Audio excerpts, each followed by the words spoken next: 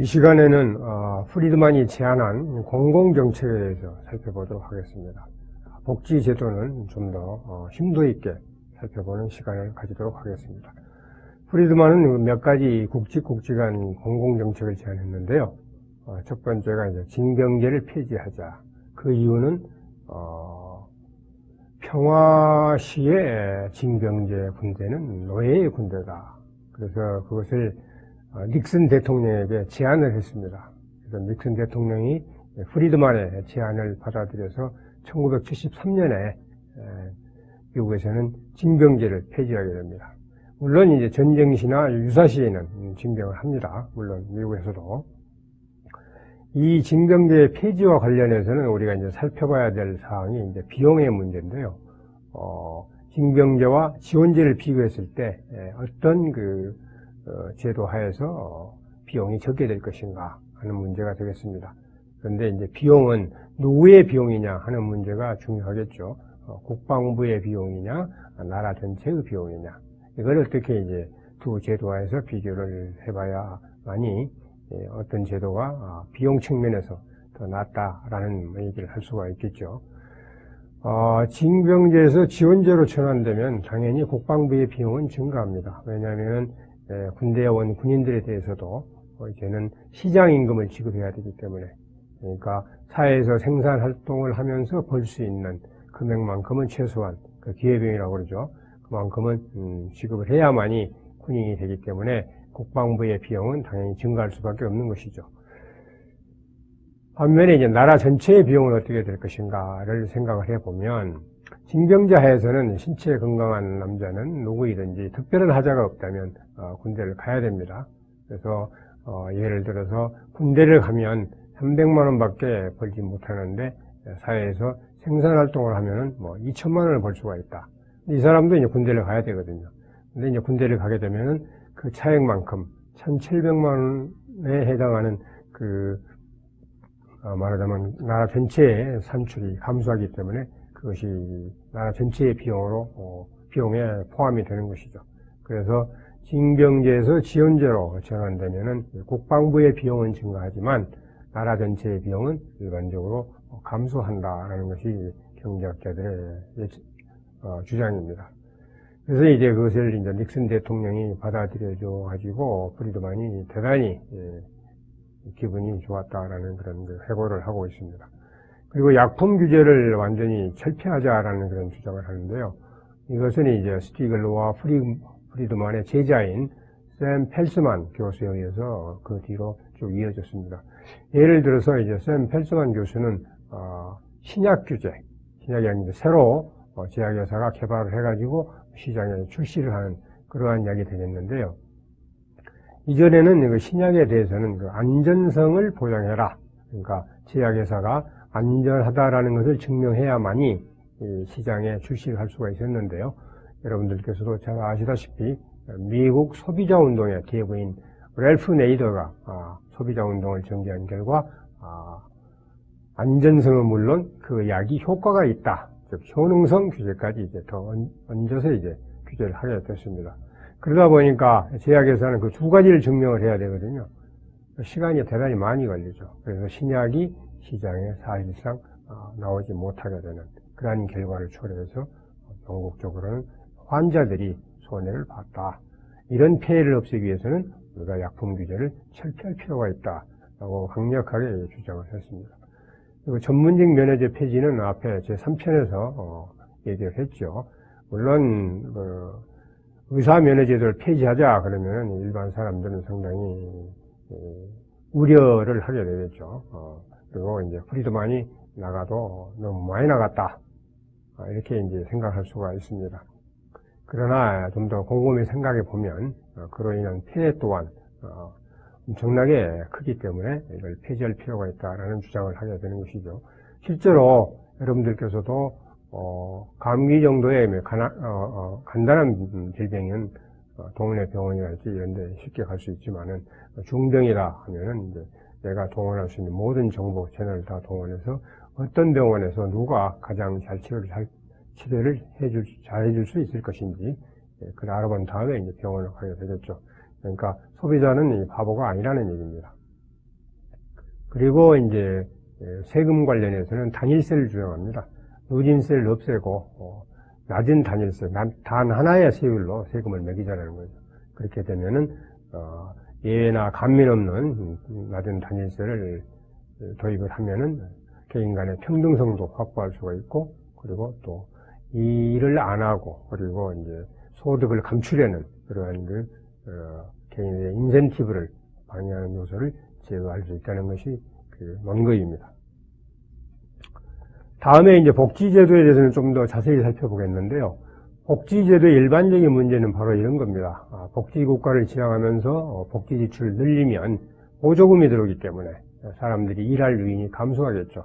일할 유인이 감소하면 생산이 감소하고, 생산이 감소하면 소득이 감소하죠. 따라서 정부의 조세 수입이 감소한다. 그런데 복지 지출은 증가한다. 그 비결은 무엇이겠습니까? 당연히 정부 재정의 파탄이다. 이런 결과를 초래하고요. 그리고 복지 수혜자들도 선거에서 투표를 할 수 있는 유권자들입니다. 그래서 어떤 후보가 복지 지출을 축소하겠다 하면 그 당선 가능성이 형편없이 낮아져 버리겠죠. 그래서 대부분의 사람들은 복지 지출을 늘리겠다라는 공약을 하게 됩니다. 그러다 보니까 또 어떻게 되겠습니까? 국가 재정은 파탄에 이르게 된다. 그리고 보조금을 주니까 일을 안 하려는 유인, 그리고 미래를 대비해서 저축하려는 의욕, 이런 것들로 감퇴하겠죠. 저축이 감소하니까 자본 축적이 감소하고, 그래서 또한 복지 제도를 둘러싼 사기와 낭비, 이런 것들이 이제 만연해서 사회가 개인의 자존심을 훼손하고 점점 병들어간다라는 것이 이제 복지 지출을 늘리는 데 따른 우리가 우려해야 되는 그러한 커다란 문제입니다. 그래서 이 프리드만은 음소득세제라는 복지 제도를 제안을 하는데요. 이것은 대상은 우선 가난한 사람을 해야 된다. 그가 누구이든지, 남자이든지 여자이든지, 젊은이든지 노인이든지, 그런 계층이나 집단으로 분류해가지고 복지의 대상을 삼는 게 아니라 가난한 사람을 대상으로 해서 현금 보조를 하고, 그래서 최소한의 소득을 보장해주면 훨씬 더 바람직한 그런 복지 제도가 될 수 있다라는 것이죠. 그리고 또 중요한 것은 이제 프리드만이 강조하는 것인데, 다른 복지 요소는 모두 음소득세제에 통합을 하자. 우리나라 같으면은 건강보험에 있는 소득 재분배 요소, 그리고 연금 제도에 있는 소득 재분배 요소, 이런 것들을 모두 음소득세제에 통합을 해서 복지 제도를 간결하게 하고, 그에 따라서 이제 관료 조직을 축소하고, 또한 아울러서 복지 비용을 감소하면 물론 실제로 연간 복지 비용이 얼마나 들어가는지를 추계가 가능하도록 하자라는 그런 제안을 하는 것이죠. 여기서 이제 중요한 문제가 음소득세율을 어떻게 할 것인가라는 문제인데요. 예를 들면은 이런 것입니다. 미국 예를 들면은 프리드만의 선택할 자유에 나와 있는 그 사례를 그대로 인용을 하자면요. 4인 가구에 1년간 총 공제액이 7,200불이다. 이렇게 이제 정해져 있다고 할 때, 어떤 가게가 1년 동안에 번 총 소득이 4,200불이다. 그러면은 3,000불이 부족하죠. 근데 그 3,000불에 대해서는 어떤 아무런 혜택 없이 그냥 사라져 버리는 거죠.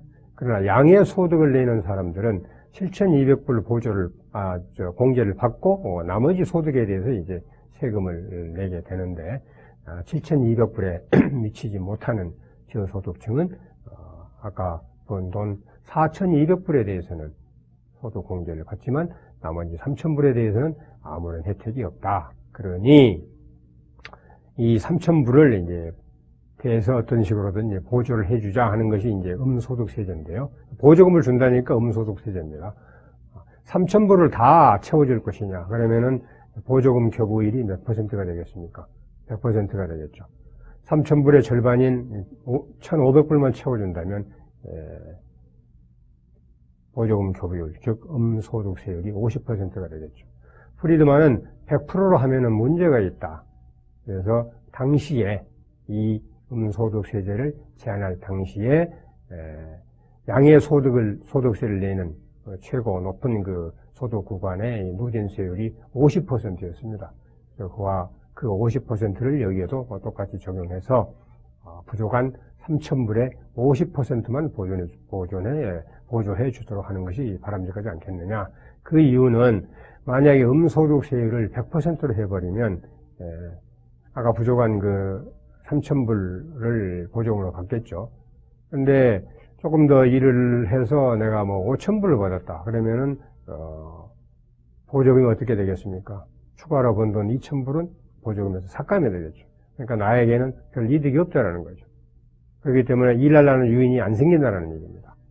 극단적으로는 내가 일을 하나도 하지 않는다면은 7,200불을 보조를 받게 된다 이런 얘기죠. 그래서 그런 일을 안 하려는 그런 유인을 줄이기 위해서 보조금을 100% 보조금 교부율을 100%를 하지 않고 50%나 60%, 40% 이 정도로 하는 것이 바람직하다라는 얘기를 했습니다. 문제는 뭐 똑같은 복지정책의 문제지만은 다수와 소수에게 세금을 떠안기는 제도로 변질할 가능성이 있는 것은 음소득세제에서도 마찬가지입니다. 그러나 모든 복지제도가 다 그렇다는 사실은 우리가 알 필요가 있고요. 한국의 경우를 보면은 이 한국은 국민기초생활보장제도를 실시하고 있는데요. 4인 가구를 예로 들자면은 4인 가구의 소득을 맨 아래서부터 제일 높은 그 소득까지 일렬로 쭉 세워가지고 정 가운데에 있는 그 소득, 우리가 그것을 중위소득이라고 그러는데요. 그 중위소득의 30% 미만인 가게에는 생계급여를 합니다. 그래서 2018년도에 그 4인 가구 중위소득이 약 420여만 원 될 것입니다. 그것에 30% 하면은 135만 원 정도. 그래서 그 135만 원에 미치지 못한 가계의 소득을 100% 보장해 준다는 의미에서 음소득세율이 100%라고 얘기할 수가 있습니다. 그러니까 이제 비록 낮은 소득 구간이지만은 여기에서는 이렇게 열심히 일하려는 유인을 줄이는 그러한 그 기제로 작동을 할 수가 있는 것이죠. 물론 이 또 중위소득의 40% 미만이면은 의료급여를 하고 뭐 이런 식으로 또 다른 저기도 보조도 있기는 합니다. 그러나 여기서 제가 말씀드리고자 하는 것은 생계급여에서 음소득세율이 현재 100%로 되어 있다라는 점을 말씀을 드리는 겁니다. 그리고 이제 근로의욕을 고취시키기 위해서 EITC 근로 장려금 제도인데요. Earned Income Tax Credit이죠. 이것은 우리나라에서는 현재 2018년 현재 2,500만 원까지 적용을 하고 있는데요. 1,000만 원까지는 250만 원 곱하기 1,000만 원 분의 자기가 번 총 급여액 이만큼 이제 근로장려금을 받게 되어 있습니다. 그러니까 250만 원은 근로장려금의 최대 한도가 되겠죠. 그래서 100만 원을 벌었을 때는 250만 원에 10%를 보조를 받고 800만 원을 벌으면 80%를 받게 되겠죠. 1000만 원을 벌면 100%, 즉 250만 원을 다 받게 되니까 일을 더 열심히 하려는 그런 인센티브가 작동을 하겠죠. 그리고 1000만 원에서 1300만 원 사이에는 250만 원으로 그대로 이제 최대한 지급을 하고, 그리고 1300만 원을 넘어서 2500만 원에 이르는 소득에 대해서는 250만 원 곱하기 1200만 원 분의 1300만 원을 초과한 급여액 이렇게 해가지고 이제 빼나가게 됩니다. 그렇게 되면은 2500과 1300의 사이는 1200이니까 1300에 1200을 내서 2500만 원이 되면은 이제 근로장려금이 0이 되겠죠. 이렇게 이제 설계가 되어 있습니다. 그래서 제가 제안할 수 있는 프리드만의 어떤 그런 그 생각을 따른다면 이런 그 복잡한 복지 제도를 따로 운영할 게 아니고 공제액을 상향 조정하고, 그리고 모든 복지제도와 복지요소는 음소득 세제에 통합하는 것이 바람직하지 않겠냐. 그래야 연금은 연금대로 굴러가고 건강보험은 건강보험대로 굴러가고 별탈 없이 전반적으로 경제에 해를 끼치지 않은 방향으로 복지제도를 정비할 수 있지 않을까라는 그런 생각입니다. 지금까지 논의를 이제 쭉 정리를 해보면은 정부의 기능과 역할은 어떠해야 되는가 하는 것을 우리가 알 수가 있는데요. 프리드만은 주장하기를, 그리고 자유주의자들이 모두 그렇게 주장을 합니다만은, 시장을 통한 개별적 행동에 의존해서 처리하기 어려운 일, 해결하기 어려운 일, 이런 것들은 정부가 맡아서 해주는 것이 좋다라는 얘기를 하는 거죠. 그런 것들을 나열을 해보자면, 국민의 생명과 자유와 재산을 보호할 수 있는 국방과 치안, 이런 것들은 정부가 담당해도 되는 일이다. 요즘 물론 그 치안은 뭐 민간도 많이 들어가 있는데요. 기본적으로는 국방과 치안은 정부의 영역으로 할애를 해도 문제가 없겠죠.